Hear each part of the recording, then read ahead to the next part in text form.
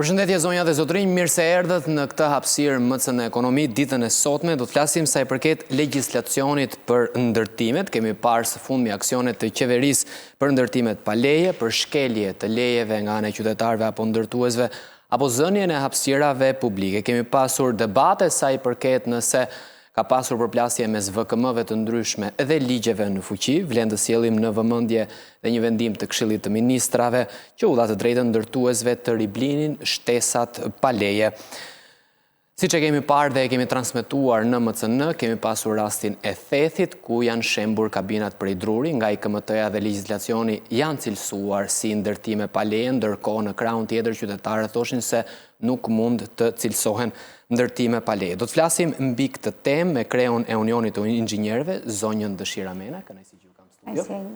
Inxhinierin geodet Raimond Dervishi, kënaqësi që ju kam sërish studio. Gjithashtu dhe arkitektin Gjergj Staca, kënaqësi që ju kam studio. Zonja Mena, po e nisim së bashku. Ajo që ka ndodhi në Theth, me syrin e një eksperte, ishte apo jo ndërtim pa leje? Një kabinë druri e cila u prish nga IKMT-ja. Ajo që ndodhi në Theth dhe ajo që ka u pa nga të gjithë ishte një fushat dhe një revolucion. Dhe fushatat dhe revolucionet janë fortuna. Pra nuk janë zgjidhje të qeta, zgjidhje të studiuara dhe zgjidhje konform disa pikave të përcaktuara shumë qartë në ligj. Sepse po t'ishte zbatuar ligji që në fillim, ato nuk do t'ishte ndërtuar. Pra ne bëjmë fushata, japim versione dhe zgjidhje politike, por nuk vëre që të ketë të njëjtin hovë dhe të njëjtin zhvillim pjesa teknike. Po të shohësh, i gjithë shteti drejtohet me politikë. Sektori teknik nuk shkon në përputhje me vullnetin, me dëshirën, me gjithë frymën që kërkon të sjellë sektori politik. Dhe kjo ku ngec, ku është diferenca dhe pse e përmend sektorin teknik? Sepse në fund fare, të gjitha ato ide politike që të vijnë në zbatim, do duhet të konkretizohen me ligjet përkatëse.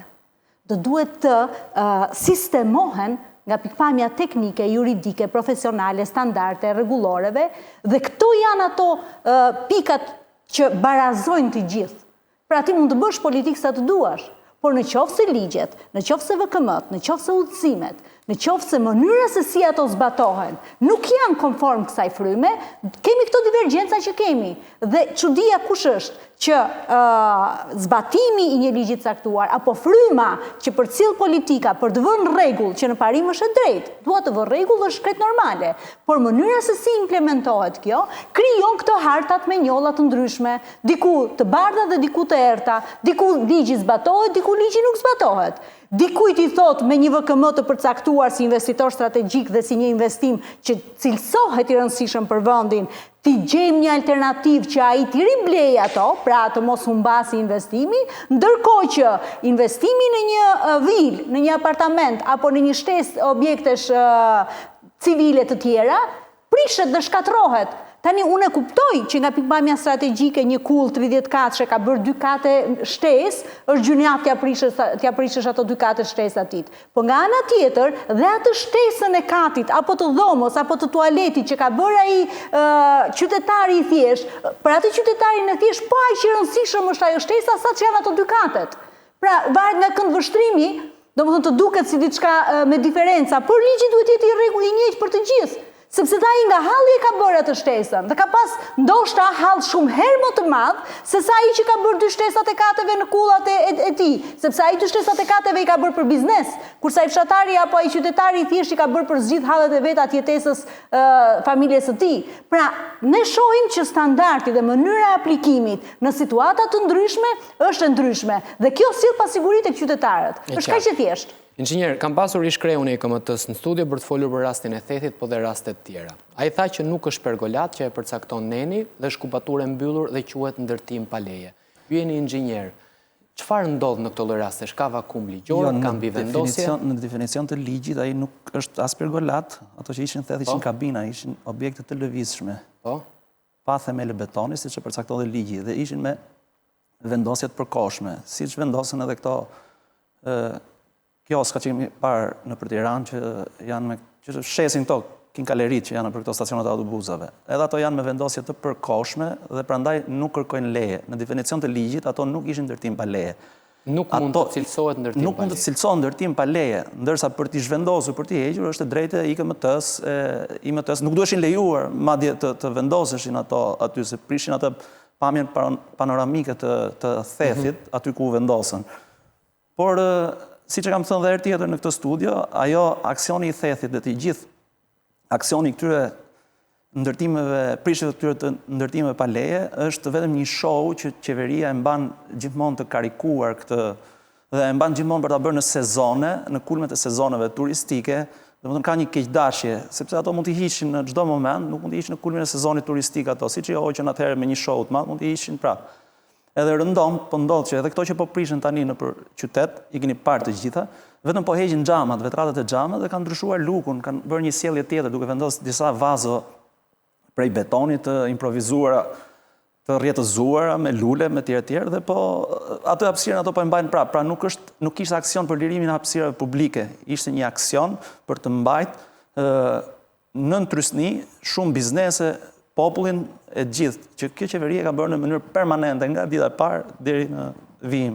E kuptoj, kemi ligjin për rregullimin e territorit, kemi VKM-t, ka mbivendosje ligjore në raste të këtilla, çfarë ndodh me lirimin e hapësirave publike? E para, dua të them diçka rreth atyre kabinave të thethit, se andej nisi gjithë diçka. E para që qeverisja qoftë vendore, qoftë qendrore, nuk ishte në dieni, kjo është nuk mund ta thuash pasi kryetari i Bashkisë së Shkodrës e kishte promovuar në një story të tij në faqen zyrtare. Kështu që ishin në dieni. Edhe mos ta kenë ditë nga dikush tjetër, ishin në dieni.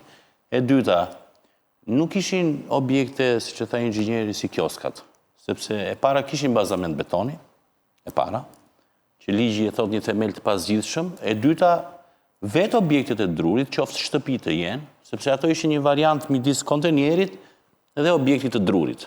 Nuk ishin kioska. Do me thënë të themi, urdhëron të inkastruara, aty ka punu 3 ditë matrapiku i madh, kështu që ishin të inkastruara. Tani të themi, më le të gënjejmë. Çfarë do thotë të inkastruara? Inkastruara është që është i kapur në tokë. Do me thënë ka një bazament rigjid në tokë. Mund të jetë betoni, mund të jetë gurje të tjera e tjera. Nuk ka rëndësi. Tani vetë ligji, këto objekte nuk i përcakton. Nuk i përcakton. Nuk i përcakton dhe nuk ka një gap ose hapësirë që shtëpitë e drurit nuk përcaktojnë ligj çfarë janë. I quajnë, po themi, ai neni 7 që i pergolatës që keni pyetur se është dhe fatkeqësi që shumica e këtyre të IMT-s nuk e kanë as dieni se çfarë janë objektet, po gjithsesi ideja është kjo që e para punë nuk mund të quhet pergolat, se pergolata është një Jezus, një objekt i mbyllur. Në logjikë s'ke pse e përdor fare. Por aty te neni që përcakton 408-a, për pergolatën, janë ndërtimet ose më saktë strukturat e përkohshme. Tani, një objekt që shkon për hoteleri, nuk mund ta, për hoteleri ishte ajo, nuk është objekt strukturë e përkohshme. Mund të jetë e përkohshme në qoftë se merret si e përkohshme dhe është e zhvendosshme. A nuk ishte e zhvendosshme. E para, sepse kërkon një pjesë teknologjike që të jetë e zhvendosshme. Kështu që aty shkelja ishte e parë kjo, dhe shkelja e dytë më kryesore ishte që toka ishte shtet. Kështu që nuk s'kemi pse vemi fare është objekt as është objekt, kur ti ke zënë një pronë shtetërore, je në shkelje, kështu që automatikisht je për ndjekje penale, nuk je se je për zaptim të tokës shtet. E para. Por desha të thoshe këtë gjën që ligji përveç mbivendosjeve ka dhe mos përcaktim të saktë të këtyre objekteve. Do me thënë, ku është pengesa që ne ndjejmë? E ka dhe ligji legalizime, inxhinieri duhet ta di sepse besoj që ka punuar një kohë dhe e di shumë mirë që në qoftë se të vjen një shtëpi druri për ta legalizuar, në bazë të përcaktimit si duhet të jetë objekti, se legalizon dot. Është shkelje. Ndërkohë që është e njëjta gjë, shtëpi unë dua ta zgjedh shtëpi druri, nuk e bëj shtëpi betoni. Ndërkohë ajo është më ekologjike. Duhet të kishte, domethënë duhet të ishte, si thon, më në favor të legalizojë një ashtu sa një beton, ose murtulle ose diçka tjetër. Nuk e përcakton. Ktu janë në gjumë që të gjithë nuk reagojnë, nuk flet njeri që nga 2006, si ata të parët dhe këta të dytët, as i duhet e tani dalin dhe bëjnë artifica për ta, sepse nuk ditë si ta përcaktojnë. Dhe kur ti do ta aplikosh... Po nuk ka mënyrë për ta përcaktuar? Po jo, për ka mënyrë për ta përcaktuar, por nuk është përcaktuar ligj. Si e ka përcaktuar në Greqi dhe në Itali këtë? Shiko, ka qenë një humor diku tek disa filma vizatimor, që kanë qenë dhe të famshëm për parashikimet, që ishte ajo vrima te harta dhe ai bëri shtet më vete. Njëjta gjë është kjo, te ligji jon, ose të gjitha ligjet, objektet që janë objektet druri janë një vrimë e zezë që nuk kanë përcaktim, jo se nuk përcaktohen. Dhe këtë gjë duhet ishte reguluar pasaj të shkoj aty. Në qoftë se dikush, unë duhet të bëj një aplikim, ose kushdo tjetër, për një person që do shtëpi druri, nuk ka të përcaktuar në asnjë pikë se si duhet të veprosh, se si quhet. Quhet ndërtimi përkohshëm, quhet ndërtimi përhershëm, që logjikisht është ndërtimi përhershëm kur ti e ke nga përdorimi, se nuk e bën ti një pallat mund ta bësh qoftë me beton, qoftë me gur, qoftë me tulla, qoftë me hekur, qoftë me dru. Ke arkitektë famshëm botror, japonez sidomos, që kanë objekte nga 15 kate me dru. Domethënë, nuk do të thotë që ai nuk është objekt. S'është pergolat. Dhe në momentin që pastaj ai aksioni i revolucioni është muhabet tjetër, domethënë, shqyqysh zotit, për mediat, përveç kryeministrit, kanë dalë këta deputetë e rinj që ushqejnë me ushqim të përditshëm mediat, që të keni çfarë të flisni, kështu që kjo teoria që hajde bëjmë nga Facebooku, nga Instagrami, nga YouTube, nga të doni, bëjmë politikën e ditës dhe institucionet që duhet të zbatoni ligjin, duhet të bazohen vetëm në vendime. Ne po diskutojmë... Ju thoni ka vakum ligjor. Unë them që ka vakum ligjor. Gjergji përmend të njëjtën gjë që jo vetëm ka vakum, po ka edhe hapësira për interpretim brenda dokumentacionit ligjor që ne kemi. Do të marr një shembull shumë konkret për ta kuptuar të gjithë. Sistemi i një ndër sistemet ose një ndër projekte që duhet të dorëzosh për të marrë një leje ndërtimi është sistemi i mbrojtjes nga zjarri. Të një godine që është stërfol disa herë sepse është një gjë shumë e rëndësishme.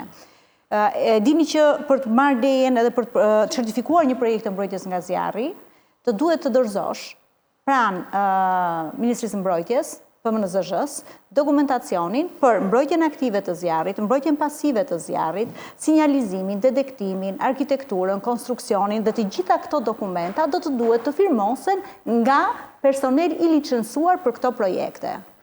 Çfarë ndodh? Të drejtën për projektimin e sistemit të detektimit të zjarrit në licencën që merret tek Ministria e Infrastrukturës dhe Energjetikës e kanë ata inxhinier të cilët janë të diplomuar në elektronik dhe telekomunikacion. Ndërkohë, projektin e mbrojtjes nga zjarri, në të cilin është sistemi i detektimit të zjarrit, pjesë e paketës, e firmos një inxhinier hidroteknik apo mekanik. Pra, ti ke dy institucione, që është Ministria e Infrastrukturës dhe Energjetikës, që bën lëshimin e licencave për çdo disiplinë inxhinierike, dhe një institucion tjetër që është PMNZSH-ja, që është gjithashtu institucion shtetëror dhe bën certifikimin e projekteve. Dhe këto dy institucione nuk i kanë të ekuivalentuara kërkesat për marrjen e licencës së mbrojtjes nga zjarri midis njëri tjetrit. Dhe kur unë vete sot isha pranë PMNZSH-s për një nga projekte që ne kemi bërë dhe i them, më fal, projektin elektrik të detektimit të zjarrit nuk mund ta firmosi kushdo, duhet ta firmosi ai inxhinier që i cili pavarësisht se e ka licencën e mbrojtjes nga zjarri, nuk ka licencën e projektimit nga Ministria e Infrastrukturës. E më tha mua, ne kemi dërguar shkresa disa herë, por nuk na përgjigjen nga ministria. Tani më falë, nuk të përgjigjen nga ministria, pra institucionet kanë këtë gepin me njëri tjetrin që nuk koordinojnë dhe e di kush e pëson në fund fare, e pësojnë ato projektet paçavure që dalin, sepse gjithë se cili në mënyrë individuale respekton VKM-n e tij. Gjithë se cili, edhe njëri sektor, edhe sektori tjetër. Madje, një nga komente që ishte bërë, tek projekti që unë kisha dërguar ishte të përdoret legjenda e projektit sipas udhëzimit. Hap udhëzimin unë, i thash okej. Jo, hap udhëzimin, e shoh legjendën. Më fal, i thash, po kjo legjenda te ky udhëzimi nuk është sipas standardeve europiane, sepse legjendat në projekt janë gjuhë, flet. Domethënë është simbol që flet, është siç është fjala A-ja, B-ja, C-ja. Pra legjenda e simbolit është ndërkombëtarisht e përcaktuar sipas standardeve europiane. Tani më fal, ky që ka bërë të udhëzimin ka shpik ca legjenda. Dhe unë do duhet që të projektoj sipas këtij modeli, sepse nuk ma aprovon institucioni përkatës. Pra këto janë gepet që ne themi, pjesa teknike nuk ecën me të njëjtën frymë me pjesën politike. Në qoftë se ti nuk i sistemon këto detaje dhe këto gjëra, më thuaj, si do dalim ne me standarde? Ne 3 inxhinierë do bëjmë 3 projekte të ndryshme. Vetëm një sekond që nëse mundem të plotësoj diçka për dëshirë, domethënë, ajo që dëshira thotë se ndoshta i hyrin pjesë teknike dhe për teleshikues siç ta kenë, ne duhet të rregullojmë bazat, pastaj të shkojmë te detajet. Domethënë, mënyra si përcaktohet, referencat, gjitha këto, dhe standarde që ne nuk i kemi përafruar akoma me standardet e BE-s, ose me Eurokodet për pjesën e projektimit, ne nuk i kemi. Dhe ne shkojmë dhe pse bëhet gjithmonë ky lloj debati që duhet parafrojnë standardet? Po patjetër çdo vit, çdo mandat bëhet gjithmonë ky lloj debati. Po sepse asnjërit nuk i intereson, në 30 vite nuk i ka interesuar që ne ta fillojmë nga ajo zerua, okej, dolëm pas në 10-s me ato dhe ai sistem kishte standarde. Sido që të këqija apo të mira kishte standarde, qoftë të shkruara vetëm. Kishte ca manuale të printuara që ishin kudo te instituti, ishte më përqendruar gjë. Sot ti secili, edhe pse shumica e studiove dhe inxhinierëve dhe arkitektëve punojnë me standarde, i huazojnë me dëshirën e vet, jo se au detyron kush. Sepse nuk ka një rregull dhe ne duhet të fillojmë një ditë që të mendojmë si të ndërtohet ky vend, jo si të shpikim çfarë do themi në mëngjes, në Facebook, në Reel, në live, për të krijuar. Kjo që thot arkitekti të shpikja, do ndalem pak në një pikë. VKM-ja si juridikisht përdoret kur ka pasoja të drejtë për drejta dhe ti e rregullon atë që nuk e rregullon ligji. Kemi pasur ligji parashikon që për çdo ndërtim pa leje, kemi pasur dhe qytetarë që kanë shkuar edhe në burg për ndërtimin pa leje. Por kemi edhe ndërtime pa leje, 2 apo 3 kate apo 4 kate dhe me një VKM ju është shitur si përmarzve. Si ta kuptojmë? Këtë unë kam thënë edhe herë tjera, edhe në këtë studio dhe në studiot e tjera, kjo është një dy standardizimi, është një dy fytyrësi që bën kjo qeveri. Ndërkohë që këti oligarkut ja legalizon, ja amniston ato ndërtime pa leje kundrejt një blerje, kundrejt një penaliteti administrativ që është blerja, këti tjetrit, një ish oligarkut tjetër, apo një ish deputetit vetë që ja shëmbi këto 3 vilat e fundit që u shëmën me eksploziv. Pse ky nuk pas ka të njëjtën, se jemi edhe të barazia, ligji i trajton barabart njerëzit, nuk mund t'i trajtoj disa, kush është më i fortë, ka mundësi ta blej, dhe kush është më i dobët, ajt ja shëmbim. Kjo është një standard i dyfisht i sjelljes së kësaj qeverie. Pra, ajo VKM është totalisht korruptive, sepse ligji nuk e ka parashikuar që ti mund nxjerrësh një VKM, është pa bazë ligjore, është një VKM e shpikur vetëm për t'i bërë një qok dikujt, që ka ndërtuar pa leje dikujt, 1, 2, 3 persona, se 2, 3 veta përfituan nga ajo VKM, asnjë tjetër nuk përfitoi. Ndërsa sa i përket këtyre vakumeve ligjore, jam dakord me të dy parafolësit që ka shumë vakume ligjore dhe e para fillon aty ku dhe zonja Dëshira tha, tek ai sektori i licencimeve, që një pjesë e grupimit të inxhinierave kemi qenë për heqjen e këtij sektori licencimi. Është një licencim i kuadrit vjetër fare, i kuadrit kinez, që plotësot sa vite merr një pikë, plotësot sa vite merr një pikë tjetër. Parafrimi me legjislacionin evropian, se këto po parafrojnë gjithë ligjet, vetëm ligjin e inxhinierisë të inxhinierit nuk e parafrojnë me legjislacionin evropian. Pse nuk e parafrojnë? Sepse mbi 65%, 70% e buxhetit të shtetit është në infrastrukturë dhe në energji. Është tek këto licencat. Duke pas shteti vetë këtë nën kontroll këtë sektor, ka mundësi që ta bëjë atë licencën që t'ja japi atit jo të merituarit, që tha zonja, dhe mos ja japi dikujt tjetër që ja ka përcaktuar ligji. Bën një deklasifikim të këtyre tipologjive. Dhe prandaj nuk e bëjnë atë urdhën e inxhinierët që ja ngarkon ligji që në vitin 2009, ja ka ngarkuar për të gjithë tipologjit e profesioneve të lira. E para nuk e ngarkon ligji, se po e keq informuar, dhe e dyta, mund të më thoni kush direktive BE-s e jep këtë detyrim? Jo, kush, ma thoni me numur. Është temë tjetër, po të ndalemi. Vetëm diçka, sepse është temë tjetër, po që gjithsesi nuk është. Por, vetëm për ta saktësuar një gjë që është shumë e rëndësishme, për të një definicion, unë e kam thënë disa herë dhe vazhdoj ta them. Ligji që ne kemi për dhënien e licencës është i qepur dhe i kopsitur më së miri. Pra, nuk ka askush, asnjë arsye ta hedhi poshtë mënyrën se si ne e kemi të ndërtuar sistemin e dhënies së licencës pranë ministrisë. Sa po thet kundër, por zbatimi i këtij ligji, mënyra se si implementohet dhe koordinimi i tij me VKM të tjera pasardhëse, siç është edhe hapësira që është lënë bosh për disa të tjerë, siç ishte parafolsi, për të infiltruar skema të tjera, është gepi që ne kemi. Por programin që ne kemi për licencim është i ndarë në mënyrë proporcionale me zhvillimin arsimor sipas universiteteve. Pra në këtë pikë Ministria e Infrastrukturës është e koordinuar 100% me Ministrinë e Arsimit. Ne e kemi problemin të eksploatimi. Do të ndalemi në një pikë tjetër. Kemi pas qenë së bashku në studio për të folur për diçka sa i përket pse qytetarët e kanë më thjesht që të ndërtojnë pa leje. Çfarë ndodh me marrjen e një leje ndërtimi, me legjislacionin për marrjen e një leje ndërtimi? Shohim shumë qytetarë që disi mundohen më thjesht e gjejnë mundësinë për të ndërtuar pa leje. Sepse kriteret dhe kushtet janë shumë të ngarkuara. Korrupsioni është shumë i madh. Marrësh një leje ndërtimi, më thënë dhe e çudia më e madhe është që jemi vetëm i vend në botë që frymos kryeministri për lejet e ndërtimit. Aq shumë që është korrupsioni i madh, saqë edhe paratë do të shkojnë, paratë e korrupsionit do të përqendrohen në një dorë. Do të ka një kakofoni, një mbingarkesë që ai qytetari nuk i bën dot ato dokumenta.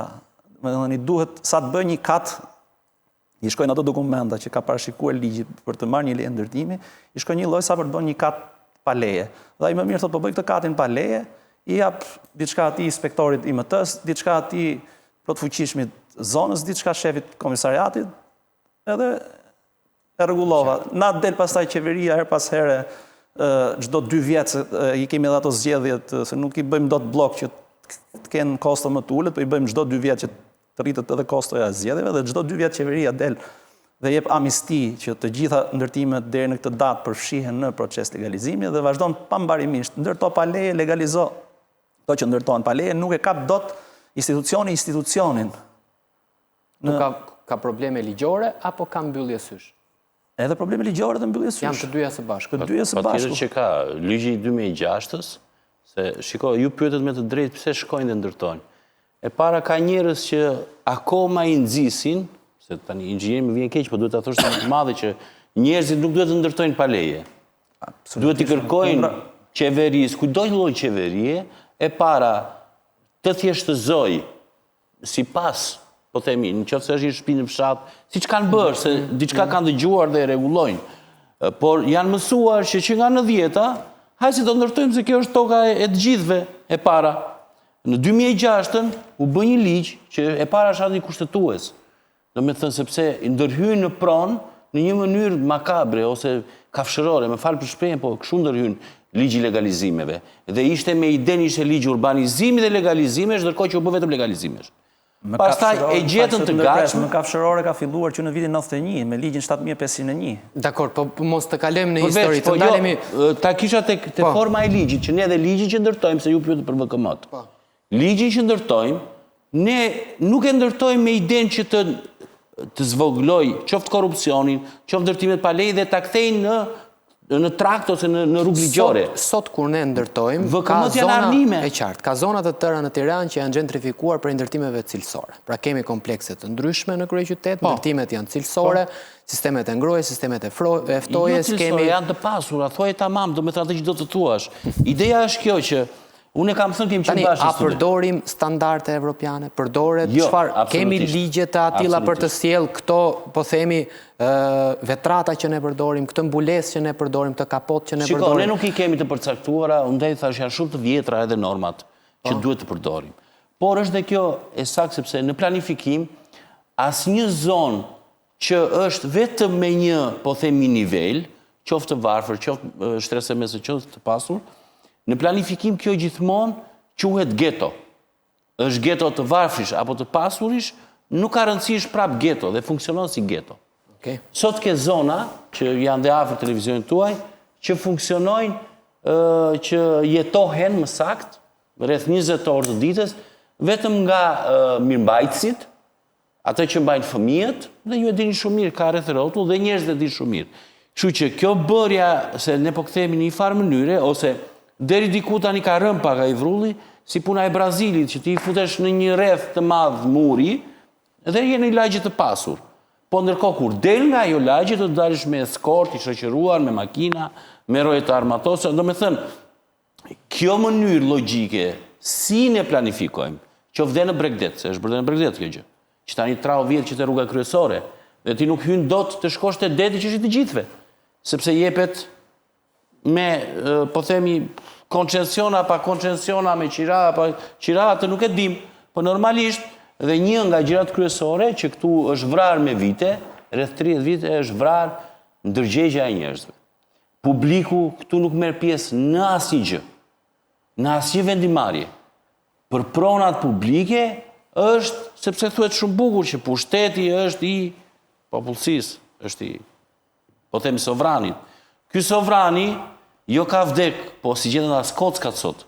Me thënë nuk vendos për asnjë gjë. Tashmë edhe për votimet. Sa të updateuar apo të përditësuar janë qytetarët me ndryshimet ligjore për çështjet e pronës, për çështjet e ndërtimit, për çështjet e IMT-s, të IKMT-s e çdo lloj gjëje tjetër? Nuk janë shumë të përditësuar për një arsye shumë të thjeshtë, sepse qytetarët ndeshen me informacionin në momentin që ju vjen te dera problemi.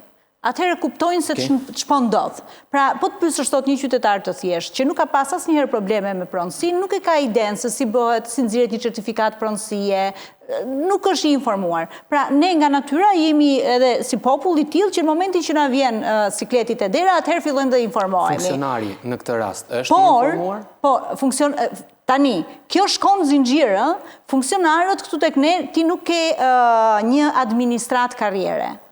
Nuk kemi. Mendoj që jo, po të bësh listën e të gjithë punonjësve në administrat, shumë pak ti mund të gjesh punonjës administrate karriere. Këtu në administrat ndrohet qeveria, ndrohet edhe administrata. Janë karriere në parti. Po flas profesionalisht, sepse të punosh në administratë shtetërore është profesion. Për vite të tëra, ti ke krijuar një kulturë mbi punën në administrat, të cilën do duhet ta implementosh dhe ta japësh gjatë gjithë dhe është vlerë, është aset. Një punonjës administrate i cili ka punuar për vite të tëra dhe është investuar, është aset për shoqërinë. Nuk është ne e shohim si një njerëz korruptuar që ai ka zënë vend atje dhe ka zënë rrojnë, po në fakt është aset. Ne nuk kemi, mungojnë. Më thuaj ti mua një grup në tërë botën, punonjësi që fillojnë punën në administrat dalin në pension në administrat. Ama e din si ta bëjnë punën e tyre më së miri në atë pozicion pune. Në administrat. Përveç asaj, po marr fjalë faktin që ai krijon një eksperiencë të mjaftueshme dhe përditësohet me gjitha ndryshimet dhe është një punonjës që t'jep përgjigje për çdo problem që ke. Ndërkohë që këtu te ne, ti shkon te punonjësi i administratës dhe ai nuk i di se mbi çfarë ligjesh ose mbi çfarë VKM-sh do duhet të ushtrojë detyrën e vet, që pastaj të t'japi dhe zgjidhje ty. Pra di zgjidhje pjesore për çfarë i ka rasti të shqyrtojë. Po kjo është një mangësi shumë e madhe. Pra ideja e ndrimit të administratës, sa herë vjen një qeveri e re, është një dëm i madh për gjithë shoqërinë. Nuk është vetëm ekonomike dhe korrupsion. Po, për ta mbyllur se jemi në fund pjesës parë. Jo, tani nuk jemi në qeveri të re, jemi në qeveri të vjetër dhe prezumohet që këto të administratës që janë tani duhet jenë shumë të përgatitur, shumë të informuar. Ju rezultojnë që janë të atill, ju japin zgjidhje kur ju shkoni si inxhinier. Absolutisht nuk janë të tillë, sa aty ka me diploma që nuk dihet se çfarë universitete që kanë mbaruar, ka në periudhën e diplomimit.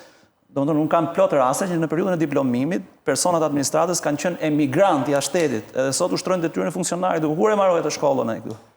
A ka një sistem tim si ti kontrolloj këto kur e ke marrë shkollën? Ato duhet po ta kontrollosh, mbi 60% administratës publike janë për të hikë në shtëpi se nuk kanë marruar arsim. Të gjithë kanë gënjur, kanë diploma. Administrata është kaq keq sa tentoi të marrë dhe nga opozita, po dhe andes gjeti njerëz të hajrit. E kuptoj, mos ta kthejmë debat politik. Ndalemi në një hapësirë reklamash dhe do rikthehemi sërish në ndërruar televizionit në pjesën e dytë.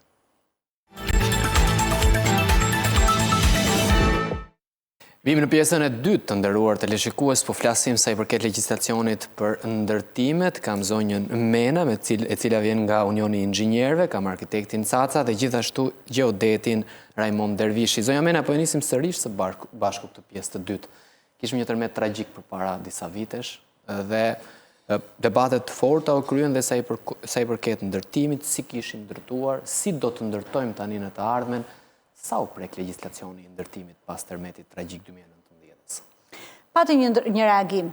Përsa i përket pjesës konstruktive, kryesisht, por, me gjitha të, unë dua të them që me bindje, edhe e vërtetuar, si pas të gjithë projekteve që aktualisht janë zbatuar në vëndin tonë, inxhinierët tanë konstruktiv ndërtojnë dhe programojnë si pas standardeve europiane. Pavarësisht se nuk ka qenë e përfshirë në legjislacionin tonë përdorimi i standardit europian për ndërtimet, inxhinierët tanë, i gjithë komiteti i inxhinierëve ka projektuar si pas standardit europian. Dhe me rënjën e tërmetit, nga marrja informacioneve që janë mbledhur nga evidentimi i gjendjes, i situatës, është bërë një korrigjim për kushtet teknike të ndërtesave, për sa ballë duhet të rezistojnë, se është e kuptueshme që legjislacioni pëson ndryshime për shkak të sjelljes fenomeneve, ndryshimit të kohës, materialeve që përdoren, strukturave, mënyrës së ndërtimit. Ki parasysh që tani po tentojmë drejt ndërtimeve me kullat larta që nuk ka qenë pjesë e ndërtimeve të njohura në Shqipëri. Pra, të gjitha këto ndryshime, gjithë ky zhvillim do të kërkojë se s'bën të bëj përshtatje dhe është krejt e natyrshme që të bëhen përditësime.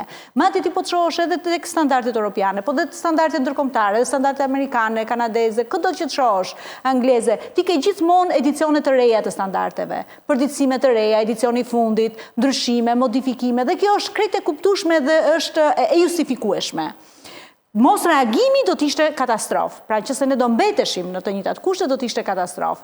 Por, vë theksin që tërmeti 2019 vërtet solli ato pasoja që solli, të cilat mund të ishin më të vogla, pra mund të ishin minimale, por, nga ana tjetër, ai demonstroi që pjesa më e madhe e objekteve të ndërtuara pas 90-s ishin ndërtuar sipas standardeve dhe nuk patën probleme. Kryesisht patën dëmtime, apartamente, vila apo godina, të cilat ishin bërë ose pa projekte të mirëfillta, ose ndërtime pa leje të bërë në mënyrë amatore nga ndërtuesit, nga usta i familjes apo ku diun, do të thotë që kishte shtëpi edhe gjëra, ose abuzime, pra nga pikpamja generale, po ti bësh një skaner, pjesa e sektorit inxhinierik nuk është se u godit pra të na trëmbi në këtë aspekt, por nga ana tjetër, ajo që ka më tepër rëndësi është përditësimi dhe reflektimi i standardeve pas fushatave dhe fenomeneve të tilla. Kjo është ajo që kupton që komuniteti ka reaguar në mënyrë të menjëhershme. Komuniteti po, ligjet jo. Komuniteti po, pikërisht prapë, ky përditësim standarde është ajo që po them që në Zanafill. Pra motoja është politika ecën përpara, pjesa teknike është shumë e distancuar. Dhe ka një gap që ne na i sjell të gjithë këto, a është kjo strategji, a është kjo pa aftësi, këtë nuk di të ta them. Strategji apo pa aftësi të ndalemi pak në një pikë. Lejtmotivi i qeverisë është së shpejti Bashkimin Evropian. Edhe zyrtarë të Evropës thonë që dakord, së shpejti mund vinin Bashkimin Evropian. Ju njihni terrenin dhe njihni mirë çështjen e pronës, legalizimit. A ka mundësi që të zgjidhet shpejt për 1, 2 apo 3 vjet kjo çështje, këto mbivendosjet ligjore për cilat ne folëm, dhe të bëhemi gati për në bëje? Për një zgjidhje definitive nuk ka që të zgjidhet kaq shpejt, që me një të rënd strelapsit të zgjidhet kaq shpejt. Sado edhe të bëjnë ndërhyrje ligjore, duhet një vullnet shumë i gjerë për sa i përket çështje si të pronësisë, si të territorit. Sepse fenomeni është i njëjtë, përsëritet historia. Do jemi këtu prap në fillim të sezonit, do na ftoni ju prap këtu, ndoshta s'do jemi në 3, do jenë 1 nga në të 3, do diskutojmë prap për aksione qeveritare, për aksione shëmbjesh ndërtimesh pa leje. Po ku ndërtohen këto ndërtime pa leje? Kush i ndërton dhe a funksionon ky shtet? Pse funksionon ku shkon me prish, pse nuk funksionon me parandalu? Se edhe ajo, vepra penale ka një, duhet ta parandalosh, nuk do të shkosh direkt në efektin e prishjes apo dëmtimit e saj, se nuk është e mirë dhe për ekonominë gjithë ato prishje, se lek janë funditës, pavarësisht nga xhepi i kujt dolën. Ca lek, ca një dëm psikologjik që i bëhet dikujt që ka investuar, sepse të gjitha janë tregun, prish pasigurinë, sepse nuk ka investitor që vi, domethënë na qellon shpesh, më qellon me të huaj që kërkojnë të blejnë në tregun imobiliar, edhe të gjithë kanë një frikë shumë të madhe. Edhe shqiptarë kur janë vinë, thotë duhet blej këtë tokën këtu, po shivi çika kam rrugë se ma kishte bllokuar ai tjetri që kishte një hotel përpara. Ka ndodhur shpesh diçka e tillë? Plot, ditë për ditë. Orë për orë, çast për çast. 7501 ishi dhe ligji legalizimit. Janë mbivendosje ligje. Ka bërë një dhe në asnjë nga këto kohë, në këtë periudhë, asnjëri nuk ka bërë ndërhyrje për të rregulluar, por vetëm ka mbivendosur një ligj, një VKM të re, që e ka shtuar atë mullarin e ngatresave, që bëhet që rregullohet. Edhe për një vit, jo për 3 vite. Kontrolli i territorit është, si thua, e ka shteti në vetvete aspektin e parë vetën kontrollin e territorit. Edhe ne si qytetar duhet ta kemi. Në 2006 nis leximi i territorit për të parë çfarë ka ndërtime pa leje. Bëhet një lloj leximi i të gjithë territorit me harta të ndryshme. Që në 2004 ngrëm dhe 2 satelit për të parë se si ta lexojmë territorin sa më mirë që t'jetë mundur. Tani, pse ka kaq mbivendosje ligjore? Krijojmë agjenci, bëjmë VKM, kemi ligje, ngrem satelitët, e lexojmë territorin njëherë, pastaj duhet ta rilexojmë prapë. Sepse janë interesant. Fillon që nga, po themi 7501 që e para e ka bërë të pasigurt të drejtën e pronës. Dhe juridikisht, ne kemi problem juridik që në pikën e parë, sepse dhe fizik, pasaj si e kemi ndarë pronën, si i kemi hartat, kush eksperti janë marrë me hartat që e kanë bërë edhe më keq akoma, sepse për punë fondesh është bërë çdo gjë, u bë dhe në qeverinë e Parama, kur ishte bashkë me LSI-në, bashkë qeverisje, u bë edhe një tentativ që ajo e bëri dhe më keq akoma, u shpenzuan ca lekë dhe nuk u bën asgjë për rregullimin, për mirësimin, për ditësimin e hartave, por kjo ka filluar që në 95-ën, kur u bë pjesa e, po themi, tentimi për të rregulluar dhe për të rritur shkallën e hartave, dhe pastaj fillojmë në 2006 që u bë ligji legalizimit për t'u mbivendosur edhe asaj të keqe që ishin siç ishin, po në gjithë Shqipërinë, po të shikosh hartat, të paktën fshatrat, sot në Tiranë dhe dëgjuesit juaj janë të shumë, po zona e Kasharit, zona e Dajtit, zona e Farkës, janë skandal hartat. Janë skandal hartat. Dhe normalisht pjesën ligjore të hartat e bazon, ku shkojnë gjykat, dhe pastaj janë kohë njerëzit pse vritemi, pse bëhemi, po kjo është pra sepse ti nuk ke sigurinë e pronës, që është aja si të funksionoj sistemi që ne duam të ndërtojmë demokracia. Siguria e pronës është çështje e rëndësishme politike, në ekonomi Smithi thotë që prona është e rëndësishme sepse as nuk shtohet, as nuk paksohet. Prandaj është kapital shumë i rëndësishëm. Kryeministri tha para pak ditësh, po përdorim inteligjencën artificiale për të parë mbivendosje dhe për t'i zgjidhur në legjislacionin e madh që kemi. Mendoni se do ta zgjidhim shpejt këtë lloj problematike? Unë mendoj që shumë mirë që do përdorim inteligjencën artificiale për ta parë, më vjen jashtëzakonisht mirë, po ka merakun e madh që sasia e informacioneve që do marrim do jetë aq i madh sa nuk do të jemi në gjendje as të zgjidhim asnjë nga ato, pra do na bëhet problemi akoma më i madh se ç'është në të vërtetë. Pse e them këtë? Sepse ne tashmë i dim shumë zona që janë të mbivendosura dhe nuk i zgjidhim. Pse nuk fillojmë të zgjidhim fillimisht këto që kemi? Pra problemin e madh ta bëjmë më të vogël dhe pastaj ta shtojmë problemin me probleme të tjera që vijnë. E përmendëm disa herë zënjen e Bregdetit. Ti ke golemin që unë e kam përmendur e them me 100 herë kam thënë. I gjithë bregu i golemit është i ndarë në parcela nga ata që kanë marrë leje ndërtimi në vijën e parë me plazhin.